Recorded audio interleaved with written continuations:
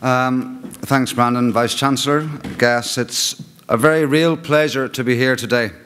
I'd like to thank Richard for setting the context and Pat for providing some background on the special EU programmes body. The University is, of course, delighted that SEUPB was able to fund the accounts of the conflict project through the Peace 3 programme, and I'm delighted to have been able to say that without hesitation, deviation or repetition. INCORE is a very special part of the University's work, and it has been building upon Ulster University's reputation for top quality research in conflict resolution since its inception in 1993, and has been instrumental in taking forward a key aim of the University in building a better Northern Ireland, a prosperous, inclusive and confident one that contributes positively to the wider world. Today's launch and this conference is an important part of that work, and I'm grateful for the opportunity to acknowledge the work that has gone into both the project and the conference. Earlier today, I was named Northern Ireland's National Treasure by the National Lottery. Not before time, I hear you say, in an event to mark the 20th anniversary of that organisation's contributions to good causes. I mention it here mainly, well, because I wanted you all to know, but also I was nominated for the award in my role as Chancellor of the University, for my association with Wave Trauma Centre, and for my role in the making of the film Bloody Sunday. The presentation was made at the Verbal Arts Centre in Derry. It was particularly moving for me to be recognised for my association with organisations that do so much for the people of Northern Ireland, and a film project that has had such an impact on me personally and has been instrumental in shaping my understanding and dispersing my denial of the deep-rooted and diverse feelings that resided in the country of my birth, and strengthened my commitment to working to assist the development of that prosperous, inclusive and confident society that I referred to earlier. I have been asked to give some personal reflections, and I'll base those reflections largely on the impact working on the film Bloody Sunday had on me in the context of my understanding of the Northern Ireland conflict. However, I suppose any discussion of accounts of the conflict, in my mind anyway, should start with the personal accounts of those who were impacted on by that conflict. And it is my belief, it's my firm belief, that anyone who was born in or lived through the Troubles here must have been impacted on by them, although many may not even have realised that. So there are many personal stories out there, some documented and some not. In my case, I suppose it might be fair to say that my initial response, when I was old enough to be aware of what was going on around me in my country, was to ignore it. Maybe not as stark as that, but Northern Ireland is a very small place. And yet you were able to exist 30 miles away from the real hot spots of conflict in relative peace and happiness. And it was easy not to engage. I come from a Protestant background, but I coexisted very easily with Catholics and even with nuns, to the extent that my father, a primary school headmaster in a very Protestant rural community, sent me and my 3 sisters to St. Louis Convent in Ballymena to learn the piano. Growing up, I was aware of atrocities committed on both sides. But truthfully, I probably felt more keenly those that I thought had been visited on victims from a Protestant background. That was just the very nature of things in Northern Ireland. In many ways, there was a great sense of denial about what was going on in the province. The reality of life in Northern Ireland is that if you were Protestant, you learned British history from a British perspective. If you were Catholic, you learned British history from an Irish perspective in school. Now, of course, this led at times to great humour, and Quentin Crisp recorded that when telling an audience in Belfast that he was an atheist. A lady piped up and said, "Well, that's all very well, but which God is it you don't believe in, the Catholic one or the Protestant one?" Now, I'm not saying that it was necessarily wrong for different perspectives to be taught, but it was, as they say in Ballymena, as rare as hen's teeth to find a balanced, independent voice. There was a lot of whataboutery, and there still is. Going back to my own story and my defence, I was born just before the Troubles started and was not yet 7 at the time of Bloody Sunday. And for much of the worst years, like many of my generation, I was growing up, more worried about my voice breaking, acting Jack the Lad and generally having a good time. Because you see, it's all too easy to forget that people were getting on with their daily lives. They were working, partying, falling in love, growing up and growing old. The bot and the egg, and for the more sophisticated, or the older ones anyway, the welly part, were much more important than Stormont, Westminster or Dublin.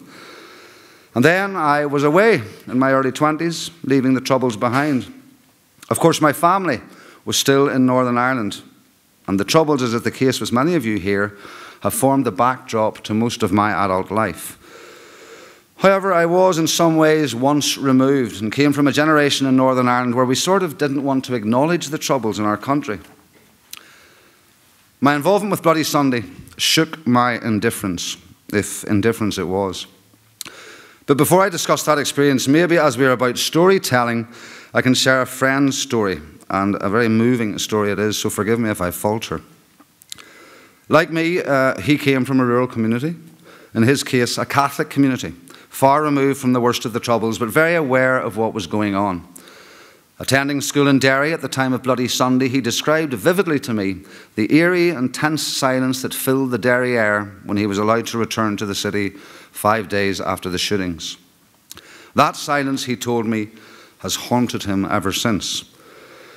A few short years later, he experienced that same ominous tension in the hustle and bustle of the bars of Belfast, where the soundtrack to young people trying to have a good time and lead a normal life was the clattering and clanging of bin lids dominating the air over West Belfast, sounding in anticipation of the impending death of another hunger striker. Like me, this friend left.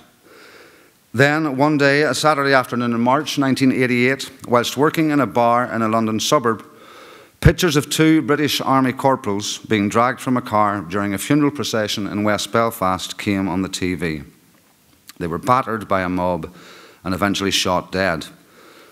Most of you will recall the incident. Right in the middle of that bar, surrounded by English people, my friend burst into tears, and he could not stop.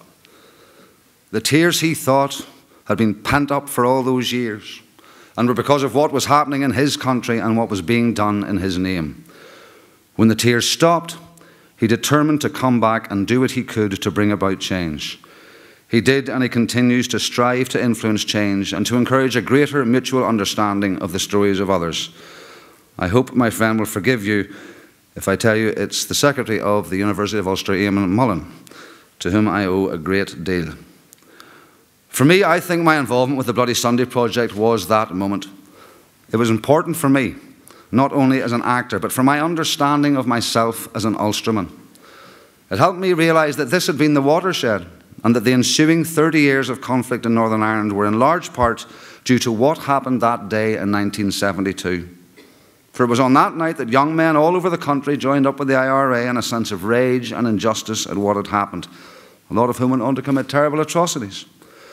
Now, a lot of people of my Ulster Protestant background would have been very suspicious of the notion of a film about Bloody Sunday. Our fear would have been that it would have been terribly anti-Britain, anti-soldiers, a piece of nationalist propaganda. Alongside that, I was also personally worried about the fact that I, a Protestant from just up the road, was arriving in Derry to tell this nationalist story. And not only to tell that story, but to tell it through the eyes of a Protestant, a nationalist Strabane man, and my now good friend Ivan Cooper. I was worried about what the families would think, about what Derry would think, and of course about what my own community would think. And I did attract much vitriol. But I read the script, and it was tightly, beautifully written, and balanced. But nonetheless, my immediate thought was, oh Christ, either the Protestant one or the Catholic one. I wish I hadn't read that. For once, having read it, I could not walk away. I had to do it. Why? I'm not sure I can answer that fully yet. The story, my story, has a way to go, I hope. But like my friend, there was a realization, almost cathartic, that my country and its neighbours had allowed conditions to be created here where I was born and bred without making any political comment that led to the devastation that happened on that day and on many other tragic days here. Perhaps more significant for me as an actor was that I soon realised that I could not simply turn up and deliver lines. First, it was thrilling, it was moving, and it was hard, but incredibly validating. At the end, I walked away from it and thought, maybe this job of being an actor does have some worth. I couldn't pretend that acting was just this thing that I didn't take too seriously anymore. On that job, it required constantly living in the moment. We had to be able to put ourselves back in 1972 and be able to cope with everything that was thrown at us. We had to be part of a story. And being part of the story meant hearing and understanding the stories of those involved. Meeting the families of the victims and hearing their stories revealed much to me about how events had impacted on them and their families, and it underlined for me the importance of hearing and understanding of other people's stories in order to try and bring about an enduring reconciliation. And drama has its own small part to play, for there are many more stories to be told from both sides. As the director Paul Greengrass said to me when we finished, if Bloody Sunday can be a pebble in the wall of peace, we'll feel that we've achieved something. I hope we did. I believe that the character of Northern Ireland is now strong enough to absorb the conflicting rhetoric that will come out of all those stories. I could go on to refer to experiences gained through my work with WAVE, and indeed I was delighted to be able to talk to Kieran McGraw this morning when I got off the plane, who along with his brother Sean and sister Deirdre brought back the remains of Brendan McGraw, one of the disappeared, last week. And congratulations to WAVE for making that happen. I could talk about my work on other film projects such as 5 Minutes of Heaven, or indeed the making of The Way. It was not about Northern Ireland, but it was very much about other people's stories. All have played an enormous role in developing my understanding. But perhaps this would be a good point to return to the purpose of today. The Accounts of the Conflict project is an important recognition of the role that storytelling and story hearing play in contributing towards dealing with the past, but much more importantly, in forming the basis for true understanding and genuine reconciliation. This diverse and accessible collection of personal stories, built in partnership, as you know, with a number of organisations and projects that collect stories of the conflict, is, I think, a crucial part in ensuring that individual and collective memories are captured and that lessons are learned from the past for this and future generations. I recognise, too, the therapeutic benefits that can accrue to an individual by sharing their stories, perhaps believing until now that they had not had a chance to do so. The Accounts of the Conflict archive at Ulster University is, I believe, a resource of international importance, and I would encourage storytelling projects and those who lived through the conflict to engage with this project so that the project's potential in contributing to lasting peace can be realised. God, that was heavy. Making the Missing was a doddle in comparison to that. Episode 4 tomorrow night, by the way. In closing, could I congratulate all involved in the Accounts of the Conflict project and all those responsible for staging this important event. I wish you every success for the remainder of the conference. I will leave you, if I may, with the words of the American writer, actor, and film producer Kevin Smith, who said, "The only thing I have of value in my life is my ability to tell a story, whether in print, or orating, writing it down, or acting it out." Thank you.